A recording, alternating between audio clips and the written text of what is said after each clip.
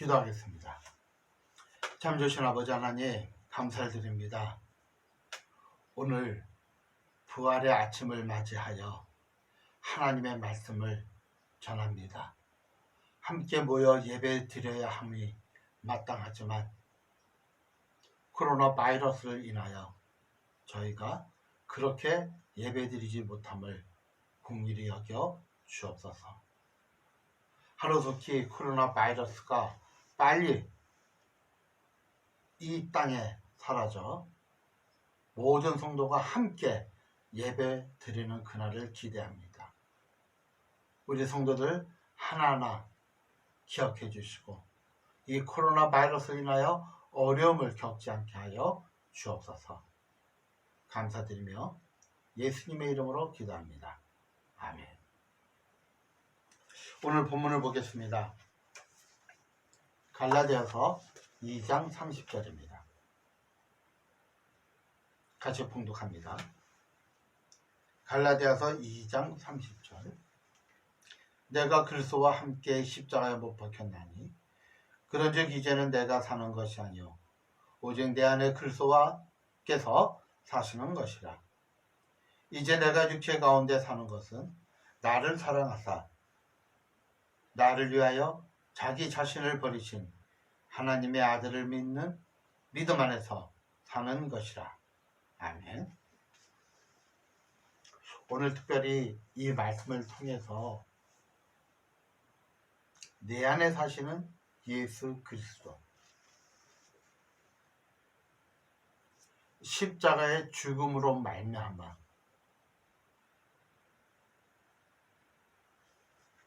그 십자가에 죽으신 예수를 믿음으로 말미암아 내 안에 사시는 예수님에 대해서 오늘은 말씀드리도록 하겠습니다. 사실 설교 가운데 제일 힘든 설교 중에 하나가 무엇을 증명하는 설교입니다. 어떤 보이는 실체에 대해서 증명하는 설교는 참 편하고 좋습니다. 그러나 보이지 않는 실체에 대해서 증명하고자 할 때는 참으로 어렵습니다. 우리가 사랑이라고 할 때 엄마 나 정말 사랑해? 아빠는 나 정말 사랑해? 나는 정말 당신을 사랑해 라고 할 때 그것을 증명할 수 있는 방법은 없어요.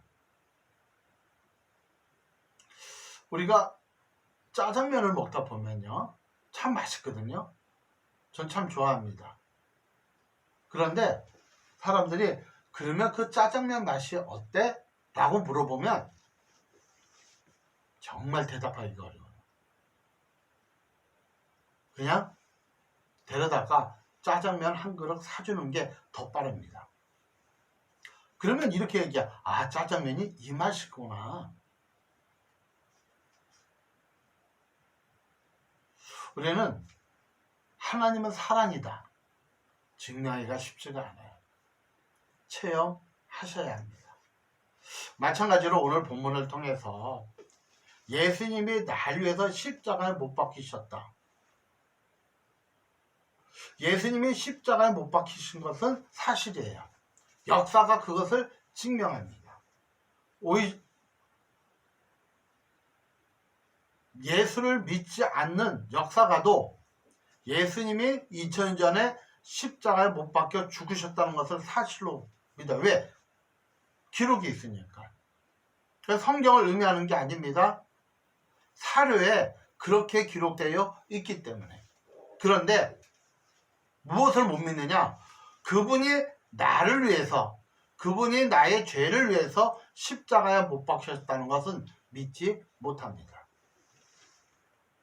그러니까 2000년에 돌아가신 그 예수님을 오늘 나를 위해서 돌아가셨다는 것을 증명을 해야 되는데 그 증명이 쉽지가 않아요. 어렵습니다.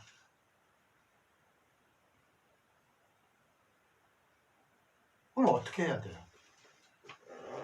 짜장면 맛은 표현할 수가 없어요. 체험을 해야 됩니다. 마찬가지로 예수님이 날 위하여 십자가에 못 박혀 돌아가셨을 뿐만 아니라 예수님이 나의 죄 때문에 돌아가셨고 내가 그 예수를 믿음으로 말미암아 나의 모든 죄가 사해졌으며, 그럴 뿐만 아니라 내가 이제 하나님의 자녀가 돼서 언젠간 이 땅을 마칠 터인데, 이 땅을 마치는 순간 천군 천사가 나를 인도하여 하나님의 집, 하나님 아버지의 집인 천국에 나를 인도하고 나는 영원토록 하나님과 함께 그곳에서 살 것이다 라는 것을 믿으셔야 돼요. 체험하셔야 합니다. 저는 이 성경을 읽을 때 한동안 사복음서를 참 많이 읽었어요. 그 중에 하나는, 그 사복음서를 보면 예수님이 병자를 고치는 이적과 기적이 많이 나와 있죠. 그래서 어떻게 예수님이 병자를 고쳤으며 보리떡 5개 물고기 2마리로 5,000명을 먹였는지 알기 위해서 참 많이 성경을 보았습니다. 그런데 요즘은 조금 달라졌어요. 예수님이 병자를 고치기 전에 하시는 말씀이 있더라고요. 그들을 불쌍히 여기셨다. 그러고 나서 그들을 고치셨다는 겁니다. 불쌍히 여기사. 산선생님, 하나님은요, 오늘도 저와 여러분을 불쌍히 여기고 저와 여러분을 축복하기 원하신다는 것을 꼭 기억하시길 축원합니다. 성경 예배소서 3장 18절에 이런 말씀이 있습니다. 예배소서 3장 18절 한번 찾아보시기 바랍니다. 봉독합니다. 능히 모든 성도와 함께 지식에 넘치는 그리스도의 사랑을 알고, 지식에 넘치는 그리스도의 사랑. 알 것 같다가도 참 답하기 어려운 거죠. 지식에 넘치는, 인간의 지식에 넘치는 하나님의 사랑. 다시 말해서 무슨 말씀이냐면 내 한계를 뛰어넘는 하나님의 사랑을 의미합니다. 인간은요, 사람은요, 내 한계를 뛰어넘는 사랑을 이해하기가 참 어려워요. 받아들이기가 너무나도 어렵습니다. 마치 나는 진공관 같은 그런 컴퓨터라면 예수님은 슈퍼컴퓨터입니다. 그래서 진공관과 같은 나의 컴퓨터에 슈퍼컴퓨터를 저장할 수가 없어요. 그런데 우리는 내 사랑 안에, 나의 사랑 안에 예수님의 사랑을 담으려고 그래요. 절대 담기지 않습니다. 인간의 사랑은 어떤 사랑이에요? 나를 사랑하는 사람을 사랑하고 나를 미워하는 사람을 미워하는 게 인간의 사랑입니다. 그러니까 예수님이 나를 위해서 십자가에 못 박혀 죽으셨다는 것을 내 이 자그만 가슴의 사랑에 담기가 너무나도 힘든 거예요. 못 담아요. 물론 인간의 사랑은 가짜는 아닙니다. 그런데 불완전해요. 절대적인 사랑이신 예수님의 사랑을 내가 담을 수가 없어요. 어떻게 담겠습니까? 나의 종지 같은 그런 사랑의 그릇에 그 어마어마한 남태평양보다 더 큰 그 하나님의 사랑의 물을 어떻게 담을 수 있어요? 못 담습니다. 그래서 사랑을 체험해야 돼요. 그래서 성경은 이렇게 얘기했죠. 지식에 넘치는 사랑. 이거는요, 경험하고 체험을 해야 담을 수 있지 그냥은 담겨지지 않는 그러한 사랑입니다. 우리는요, 성경을 읽다 보면 신명기적 사랑을, 신명기적 신앙을 이렇게 기억할 수가 있어요. 신명기적 신앙은 뭐냐면 만일 네가 뭐뭐뭐 하면 나는 너에게 이렇게 해주겠다. 축복을 해주겠다. 만일 네가 뭐뭐뭐뭐 하지 않으면 나는 너를 저주하겠다. 이런 뜻이에요. 그래서 우리의 신앙은 신명기적 신앙이 참 많아요. 우리 신앙의 98% 이상, 아니 거의 100%가 신명기적 사랑입니다. 신명기적 신앙입니다. 내가 애쓰고 힘써야 하나님이 나를 축복한다는 거예요. 구약시대에는 그게 맞습니다. 근데 예수님이 우리를 위해서 십자가에 못 박혀 죽으신 이후로 그 신앙에서 하나 더 뛰어넘어야 돼요. 바로 나를 위하여 못 박히신 십자가의 사랑. 내가 무엇을 해서 나를 위해서 십자가에 못 박히신 것이 아니에요. 예수님이 내가 아주 열심히 애쓰고 힘쓰고 뭘 하고 뭐를 해서 예수님이 그래 내가 널 위해서 대신 죽어주마 하고 십자가에서 죽으신 게 아니에요. 우리는 착각을 하고 있어요. 무조건적 사랑입니다. 그래서 우리의 지식을 뛰어넘는 사랑이라 그래요.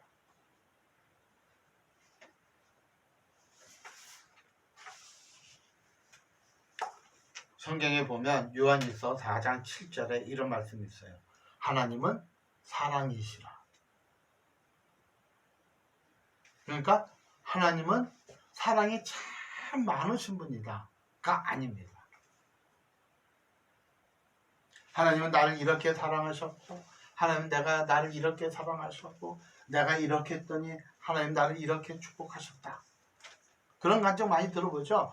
내가 힘들고 어렵고 고난 속에서도 내가 하나님을 이렇게 섬겼더니 하나님이 나를 이렇게 축복하셨다. 틀린 말씀은 아니에요. 그런데 온전하지는 않아요. 하나님이 그냥 우리를 축복하시는 거예요. 요한계시록 3장 20절을 보면 이런 말씀이 나와 있죠.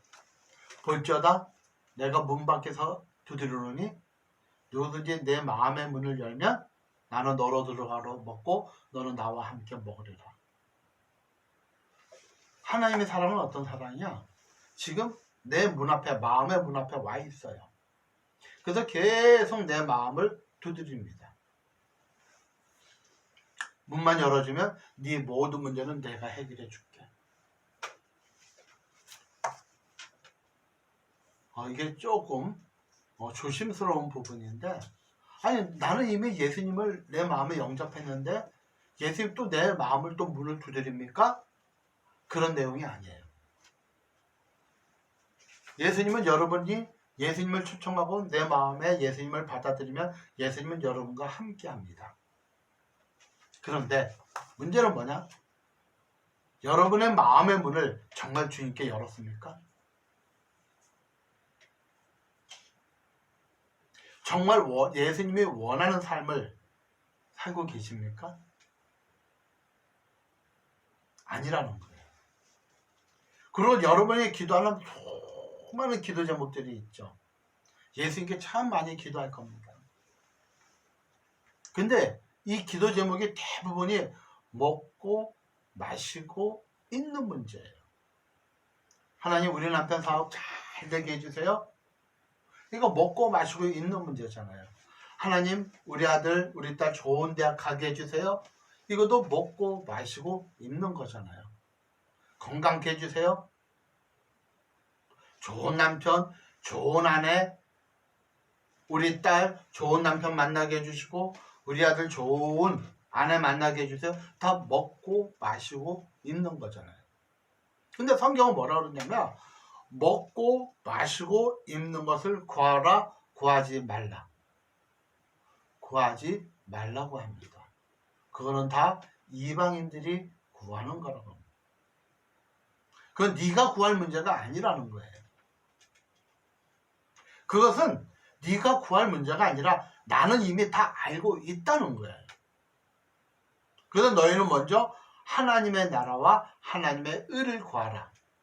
네가 먼저 구해야 할 것은 하나님의 나라, 하나님의 의.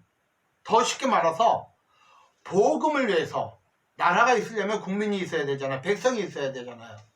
하나님의 나라를 위해서라는 것은 전도해서 하나님의 백성이 더 많아지게 하고 하나님의 의, 하나님의 말씀대로 살아라. 그리하면 이 모든 것, 네가 원하는 모든 것은 내가 알아서 다 해결해 줄게. 사랑스님, 어려운 문제가 있나요? 정말 기도해서 해결할 받을 예수님이 아니면 해결되지 않는 문제들이 있나요? 그러면 마음의 문을 여세요. 예수님, 저 안에 들어오세요. 여러분 이미 예수님을 믿었습니다. 그래서 예수님은 여러분 마음 안에 계십니다. 그런데 아직 열지 않는 문이 있잖아요. 아직 포기하지 않는 문이 있잖아요. 마음의 문이 있잖아요. 그것을 열라는 거예요. 여러분의 갈등 속에 하나님을 선택하라는 거예요. 그게 마음의 문을 여는 거예요. 근데 우리는 어떤 갈등 속에, 신앙의 갈등 속에 내 마음의 문은 열지 못하지만 내 문제를 해결을 해달라고 기도합니다. 뭐 때로는 하나님이 그 기도를 응답하실 때도 있을 겁니다. 왜? 사랑의 하나님이시니까. 하나님은 사랑 자체이시기 때문에. 그러나 성경을 가만히 보면 내 마음의 갈등의 문, 하나님 앞에 내어놓지 못하는 문을 먼저 열라는 거예요.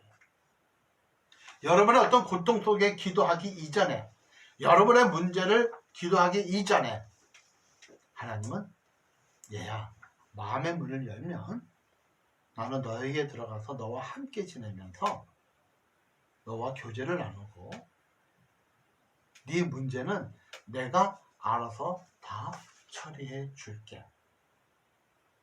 이게 십자가의 사랑입니다. 절대적인 사랑입니다. 내가 무엇을 해서 나를 사랑하는 것이 아니고 내가 무엇을 해서 내 기도를 응답하는 것이 아니라 십자가로 말미암아 내가 하나님의 자녀잖아요.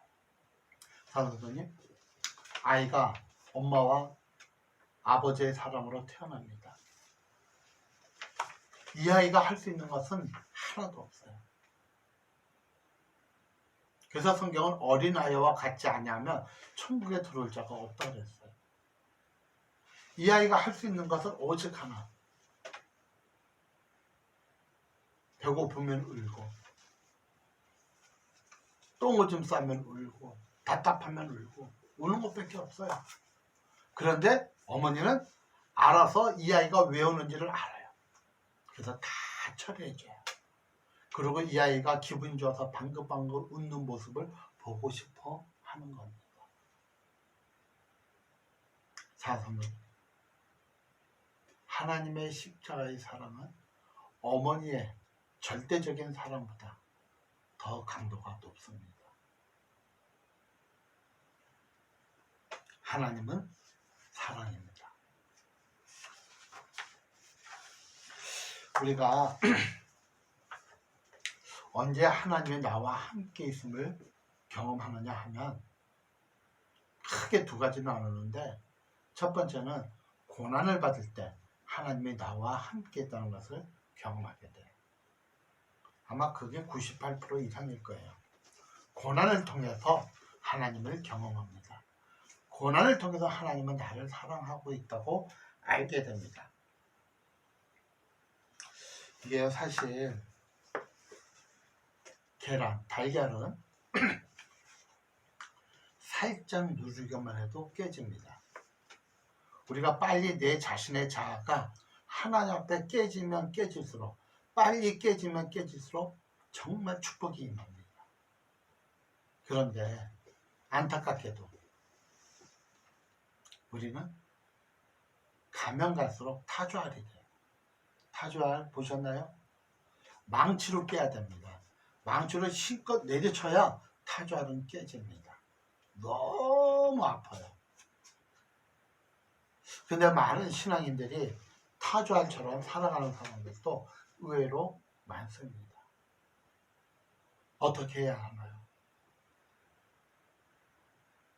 사랑하는 우리의 신앙은 타조알처럼 굳고 단단한 강박한 신앙이 아니라 계란처럼 살짝만 눌러도 내 자신을 다 하나님 앞에 드러내고 내 내가 교만했던 거, 나만이 잘하고 생각하는 거, 이걸 다 하나님께 드려낼 때 우리가 진정 하나님을 사랑하게 되고 하나님의 그 사랑을 경험하게 됩니다. 그런데 우리가 깨어지는 경우가 한 가지가 더 있어요. 그건 언제 있냐면 예배입니다. 저는요, 우리 성도님들이 고난과 고통 속에 깨어지기보다는 예배를 통하여 우리가 변화되기를, 깨어지기를 주님의 이름으로 축복합니다. 이렇게 예배를 드리다 보면, 하나님 말씀을 듣다 보면 두 가지 반응이 있어요. 한 가지는 그 말씀이 나에게 흡족하면 아멘하고 이렇게 받아들여요. 그런데 어떤 말씀은 맞지만 받아들이기가 싫어요. 그러면 딴짓을 합니다. 듣는 것 같지만 안 들어요. 사도님, 예배 통해서 하나님의 말씀이 들릴 때 여러분의 또 하나의 문을 열어두시기를 축복합니다. 그때 십자가의 사랑을 경험하게 돼요. 그리고 부활의 영광을 경험하게 됩니다. 로마서 12장 1절에 이런 말씀이 있어요. 거룩한 산제사로 드려라. 하나님이 기뻐하는 거룩한 산제사. 사실 구약의 제사는 다 죽어야 돼요. 죽이는 제사예요. 인간의 죄를 위해서 양이나 염소나 비둘기나 소가 죽어야 돼요. 갈기갈기 찢겨서 불에 태워야 돼요. 그래야 인간의 죄가 용서함 받는 거예요.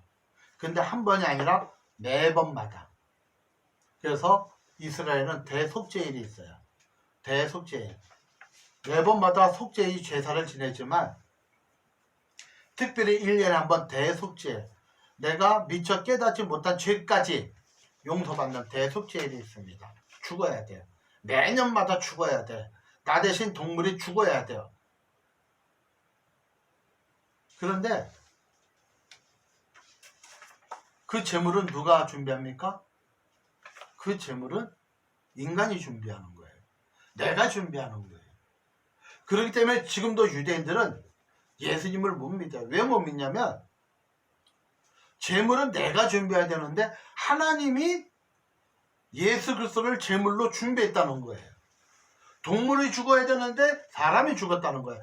계속 드려야 되는데 한 번에 다 끝났다는 거예요. 믿지 못하는 거예요.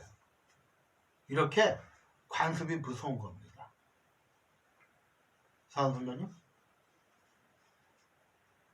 우리는 그분이 매번 우리가 제사를 통해서 양과 소를 잡아 죽여야 내 죄가 용서함 받는 것이 아니라 이제 2000년 전에 예수님이 나를 위해서 십자가에 못 박혀 딜리션 받았기 때문에 거기도 죽으셨기 때문에 내가 그분을 믿는 순간 내 죄가 용서함 받는 거예요. 죄 씻음을 받는 거예요.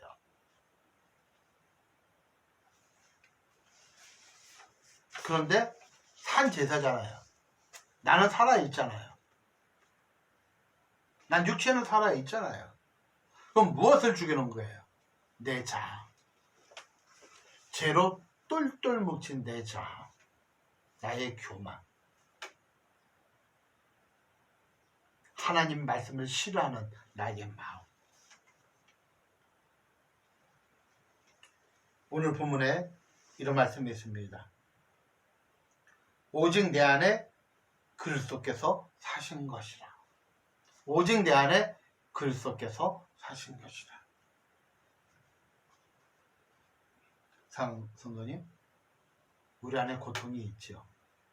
누구나 다 고통이 있습니다. 근데 중요한 건 내가 가지고 있으면 고통이지만 하나님 앞에 드러내면 그것은 더 이상 고통이 아닙니다. 하나님께 드러낸 고통. 다시 말해서 기도를 통해서 하나님, 내가 이런 문제가 있어요. 이렇게 힘이 들어요. 어떨 때는 기도조차 못하면 그냥 한숨만 푹 내쉬는, 하나님 나 힘들어요.